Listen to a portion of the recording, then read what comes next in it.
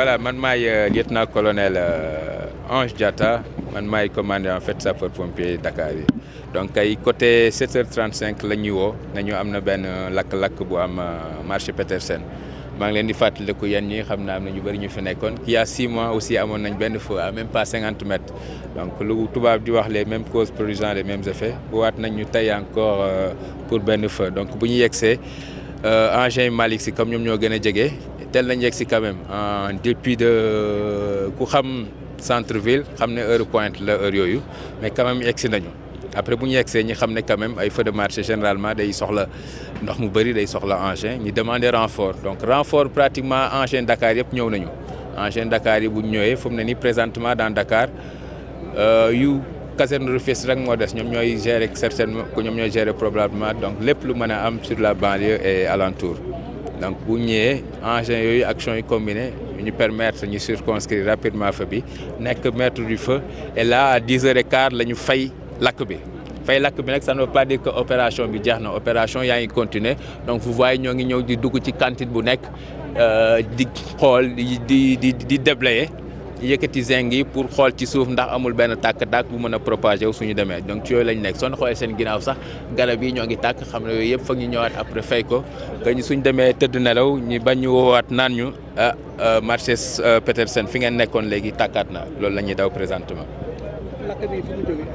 waaw lakk bi nag fu mu jógee mënuñ ko wax avec exactitude yooyu généralement enquête moo koy mën a def parce que lakk bi bu ñu démarré duñ fi nekk donc après il y a des enquêtes poussées yu ñuy def donc à l'issue de ces enquêtes là autorité compétente dañuy wax exactement lakk bi lan moo ko waral fan la jógee fan la démarré. waaw dégâts yi moom soo leen gisee rek coup d'œil comme je dis dinañ def benn analyse benn approfondie gën a saytu ak les responsables du marché parce que gis ngeen ne ay cantines ñoo fi nekk am na ay tabliers fu mu ne nii kenn mënu la wax fii ñaata tabliers ñoo fi nekkoon ñooñu autorités yi comme ñoom ñooy liggéey ñoom xam nañ kan moo fi am cantine kan moo fi am boutique kan moo fi am table comme nu ñu defoon ak lakk Petersen bële bu septembre bi daaw nañ defaat la même chose pour na am vraiment une exhaustivité ci par rapport ak dégâts yi ak ñan ñoo tiisle ñan ñoo am. waaw ndox xam nga ndoxu pompier moom comme on dit citerne lay def citerne bi maximum ay am na yoo xam ne 1000 litres la ñuy def am na 6000 litres yoo xam ne pratiquement en quelques minutes day jeex normalement pompier liggéeyam mooy ndox donc ndox mooy en fait il faut que mu am benn jumtukaay lu ñuy tuddee hydrant mooy bouche wala poteau d'incendie buy def ne mën na fi def sax ay fan pour ne pas dire ay mois il suffit juste ñu changer personnel bi loolu su amul ndox mi su jeexee oto bi day dem rootiyaat su demee rootiyaat aussi il faut convenir que lakk-lakk bi du xaar. et comme je vous ai dit engins yi aussi fu ñuy jógee day sori te xam nga heure de pointe aussi engins yi du ñu naaw pour yegg si fii donc dañuy suivre circulation man mii sax bu may ñëw Guédiawaye laa jóge mais dama klaxonné ba sonn balaa maa yegg si fii donc vous voyez déjà te man oto bu ndaw laa yor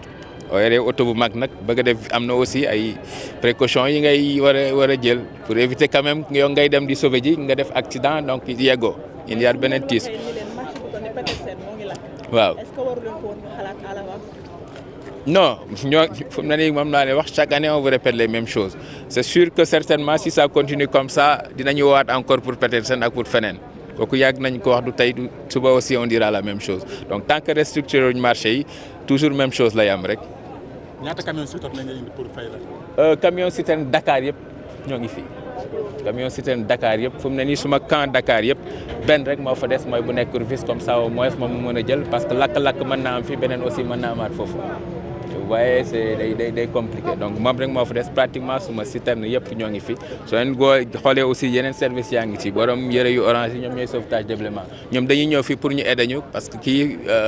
lii ferraille la foog ñu dagg ko comme je vous ai dit après dañuy dugg cantine mu nekk vérifier nit ki su fa nekkul su mënul ubbi ñoom ñoo koy dajji pour ñu mën a accéder soo leen xoolee aussi problème cheminement bi dafa métti normalement fii la ñu waroon nekk ci Aly Papa Gueye Fall yi mais def leen un tour suñu engins yi ñoo ngi de l'autre côté gars yi tout ça en fait c'est des problèmes xool leen foofu ci Papa Gueye Fall yëpp fii lañ nekkoon donc on est obligé de loin mën a ñëw établir yooyu aussi ci day yokk délai yi ce qui fait que ñun suñu liggéey